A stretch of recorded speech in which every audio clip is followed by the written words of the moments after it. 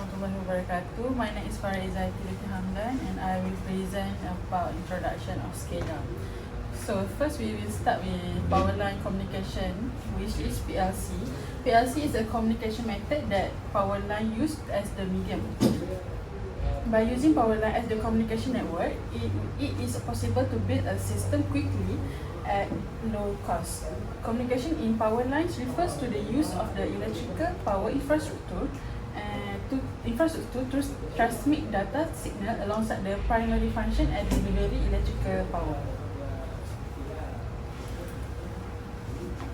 Next is supervisory control and data acquisition, SCADA. SCADA system is a system used for monitoring and controlling industry processes, infrastructure and facilities. It plays a crucial role in various industries such as manufacturing, in energy, water treatment, transportation and many more.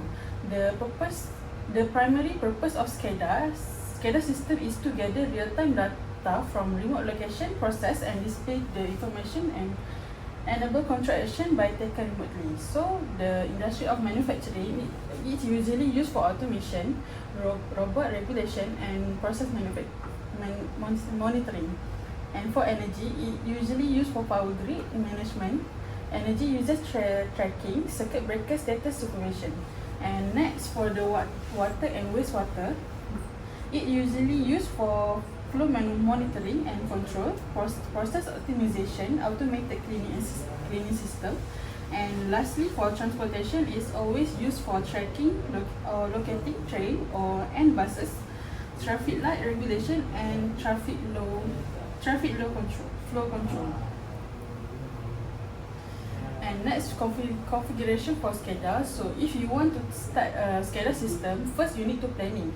By planning, you need to evaluate the requirement and expectation prior to SCADA system implementation in order to design the most effective SCADA system to meet objective. For SCADA architectures, SCADA architecture is designed to facilitate the monitoring and control of industrial process and system. The architecture typically involves several components working together to collect, process and display data. For instance, the water flow in a thermal power plant can be adjusted to meet individual needs or set to predetermined value. Operator may alter the flow set point and active alert condition in the event of flow loss or excessive temperature thanks to the SCADA system, which is record and display the status. And the SCADA architecture has 3 stages, which is starting from sensor actuary, which is this one. Device that sensor actuator, device that actually interact with the physical environment and work establishment and supervision system. And next level is level 1. Stage 1, programming device. The different type of programming device such as PLC and RTU come under this level. And the next stage is stage 2, local control and HMI. All the programming device that operate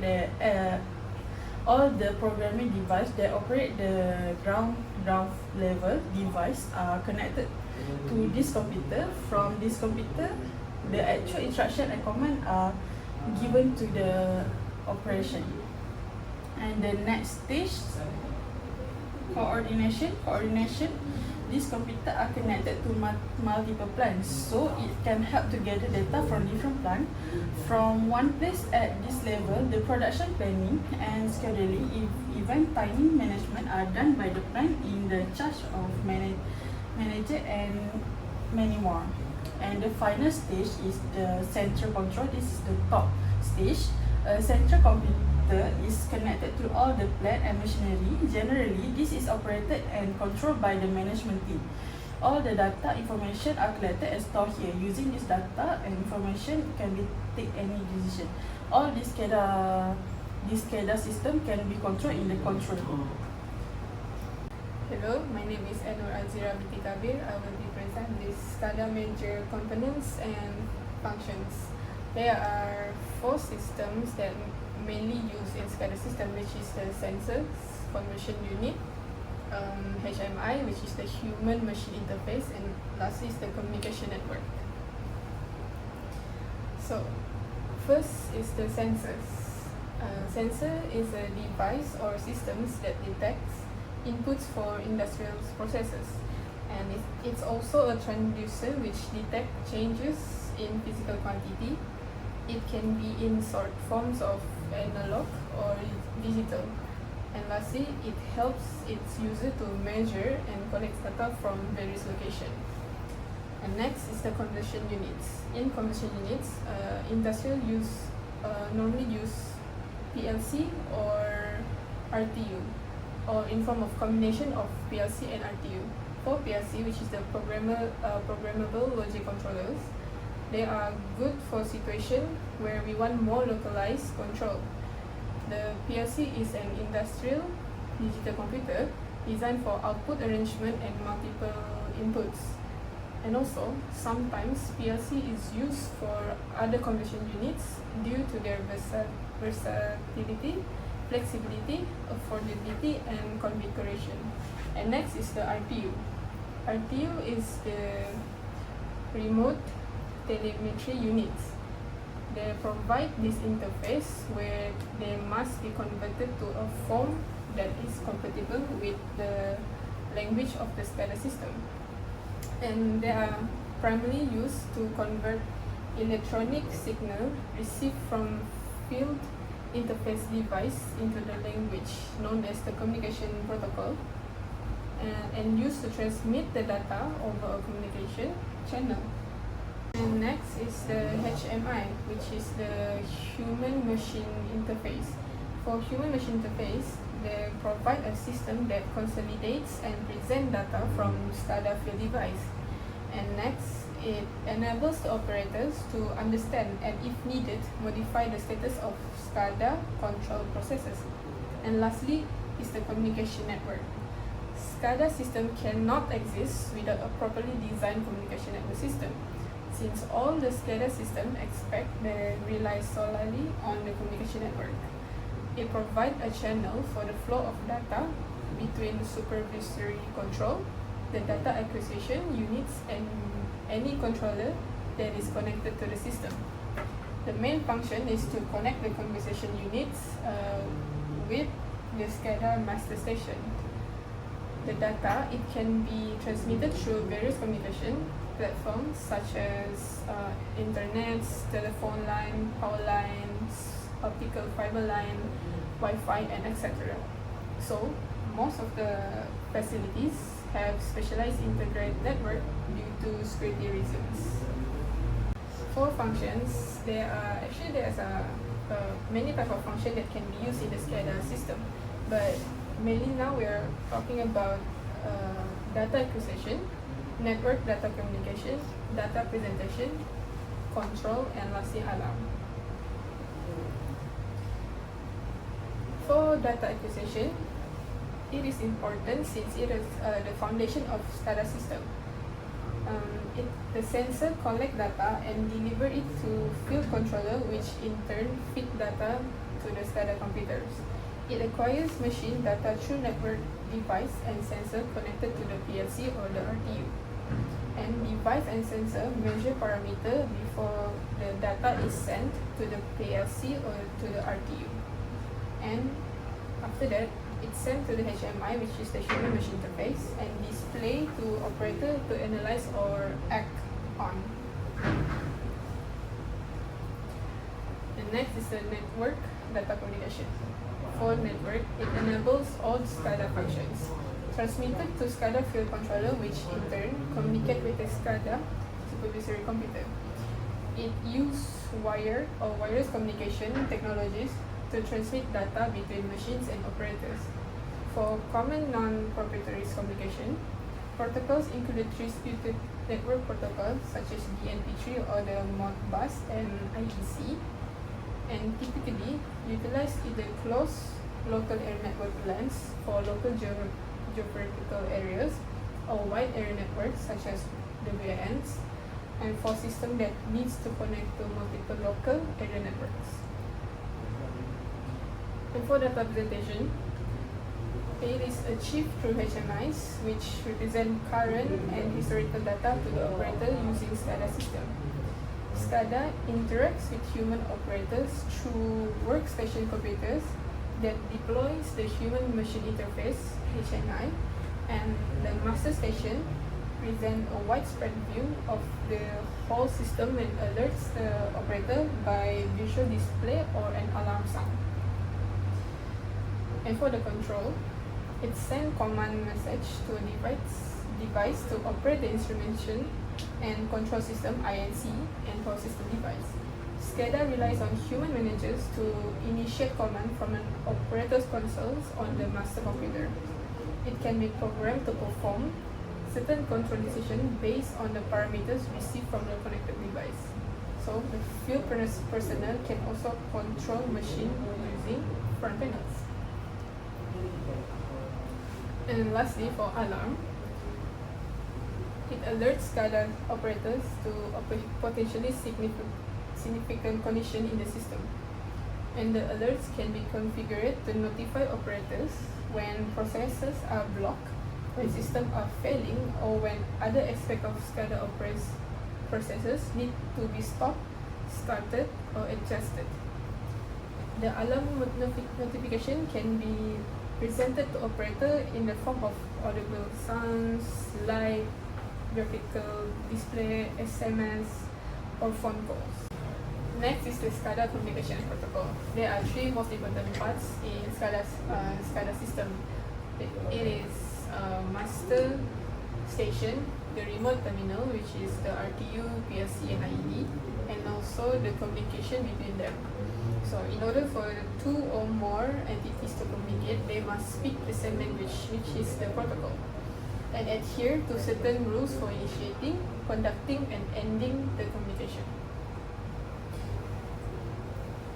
Okay, what is protocol? Protocol is for transmitting data is needed. These communication protocols are all SCADA vendor specific, but are widely adapted and used. Figure shows three manufacturers that are widely known in the world, which is the Allen Bradley, Siemens, and Modicons. Their protocol is mostly used in device net, control net, Profibus, and also Modbus. But the standard protocols which are used now are IEC 61850, IEC 608705101, or the 104, and also the DNP3. These are standardized and recognized by all major SCADA vendors. Many of the protocols are now improved. It contains extension to operate over TCP or IP. It is a good security engineering practice to avoid connecting SCADA system to internet, so the attack surface is reduced. RTUs and other automatic controller devices were being developed before the advent of industry-wide standard for interoperability, which result is that developers and their management created a multitude of control protocols.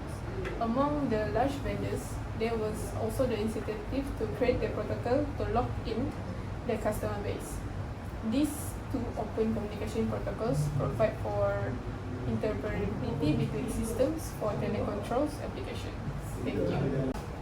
Assalamualaikum warahmatullahi wabarakatuh. My name is Nick Sabrina, and I will present about the contribution of SCADA system in a power system. The overall point in a SCADA system in power system have 8 points overall, but this is a crucial role of SCADA in power distribution system. It is focusing on real-time monitoring and control, integration with distribution management system, DMS, and outage management, and its contribution to enhance efficiency and customer service. And for the real-time monitoring and control, SCADA enables electric company to remotely oversee and operate distribution company in real time from a centralized location. This capability is essential for promptly responding to change, fault, or disruption in the power distribution system, ensuring efficient and reliable operation. For 2, distribution management system (DMS). Integrated with SCADA, DMS serves as a decision support system, efficiently monitoring and controlling the entire distribution network. It plays a vital role in minimizing outage, reducing outage times, and maintaining acceptable frequency and voltage level, ultimately improving the reliability and quality of service. For 3, integration with outage management. SCADA, when integrated with outage management, automates outage sequences and provides a comprehensive view of the distribution spectrum. This integration enhances the ability to respond to and manage outage more effectively by combining real-time data from various sources, including SCADA and other information systems. For distribution management system (DMS), SCADA distributes to the overall efficiency of the power distribution system through load forecasting, peak power demand control, and optimized workforce management. Implementation of SCADA aims to respond to customer service interruption more quickly, improve power system efficiently, and empower engineering staff to monitor, control the power system under the various conditions, enhancing overall customer satisfaction. To be continued, these are the advantages of implementation of a SCADA system. There is 8 points in this slide. First, increasing protection and reliability, worker safety through automation, elimination of manual data collection, continuous system-wide monitoring, powerful trending capability, improved routine maintenance, real-time information, and intensive reporting and data archiving. Concerns of implementation SCADA, there is 4 points. First, proprietary communication and programming, lack of interoperability, outdated software and security vulnerabilities, and 5, potential for authorized shutdown. For the conclusion of SCADA, advantages and disadvantages before. Despite limitation, companies favor SCADA system for efficiency, reliability, and cost saving. Automation, real-time data, and decision support enhance its appeal. Standardization, regulatory compliance, and continuous technological improvement contribute to its widespread adoption in various industries, emphasizing benefit over the drawbacks. Thank you. Hi, my name is Siti Sarah bin Zakaria. Okay, I will continue about the application of the SCADA system. There are various of application in SCADA system, and one of it is real-time head condition monitoring of SCADA infrastructure of power transmission system control center. Okay, this system has been implemented in South America that up to 500 kilovolt grids in 4 electrical power transmission.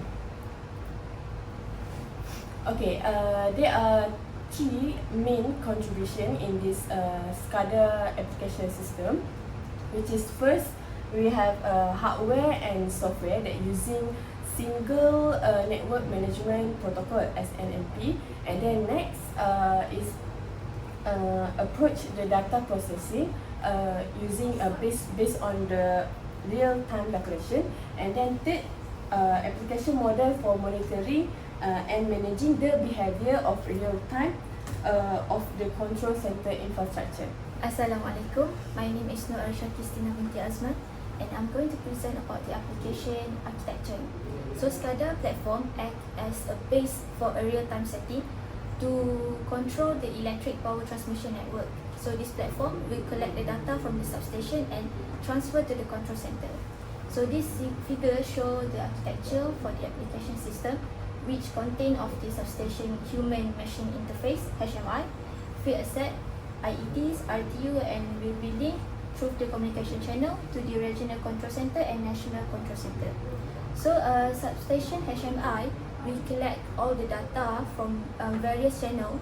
Substation HMI data will be collected from various communication channels, including the remote terminal unit (RTU), the SAS, substation automation system, and EMU. And then all these channel will undergo various stage of the protocol communication and analog digital communication before all the signals are sent to the control center for supervision. And then in the field asset, the measurement of the power system at this level will be sent to the IEDs, intelligent electronic device IEDs. Okay, in this field asset, the measurement of the power system will be sent to the IEDs, intelligent electronic device, and the data from each substation in IED will be sent to the RTU. Okay, RTU or SAS is the device that responsible for receiving and sending all the signals using the communication protocol, whether it is in serials or IP. So this signal will be sent to the regional control center, which is at level 4. All the substation under this supervision will be controlled and operated remotely by this control center. And then the operational data in this regional control center will be sent to the national control center. Okay, next we will go into the infrastructure of the control center, which is the other control center will be linked to the workstation, cyber security servers, and others through the communication protocol. Okay.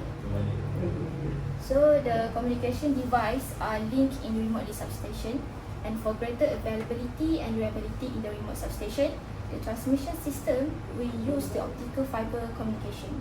And for the control center, required communication equipment such as the switches, routers, and terminal servers. And then for high performance communicating systems, execute SCADA functionalities including FEP servers, SCADA function servers, EMS servers, and ICCP servers. And then the security infrastructure of operating technology such as the firewalls and cybersecurity server, and operator workstation and engineering stations for development and testing. And the last one is the use technological software platform with real-time SCADA system functionalities. Okay, I will continue about the real-time monitoring scheme for SCADA system. They have 3 stages. First, data layer. Next, data processing layer. And third stage is application layer. In the first stage, data layer, we have a data collecting module that using hardware and software. For hardware, they will using SNMP, which is a single network management protocol. And then next is software. They will use RDMB, real-time relation database. And then for the second stage, which is data processing layer, it have a real-time database that collected using a real-time calculation and alarm processing. And then the third stage, we have a application layer. It have a user interface and application module that have a supervision, disk monitoring, and email alerts. Okay, next, this is the SNP model. We have a management station and management agent. Okay, in a simple word, we can say that this management agent, it will when an event occur, it will acknowledge the administrator, and then the management agent will store the data in the MIB, which contain a set of managed object, and each of the data that identify to an object identifier that called as OID. This is the conclusion for this application. Okay, so when we using this application, information in the real time can be obtained via dashboard, trend, email, and alarm by using the monitoring tool in order to make an improvement for the management of control center equipment. And then second, the time event of failure can be decreased, and then improve the preventive management of SCADA infrastructure asset. Thank you. Thank you. That's all from us. Bye.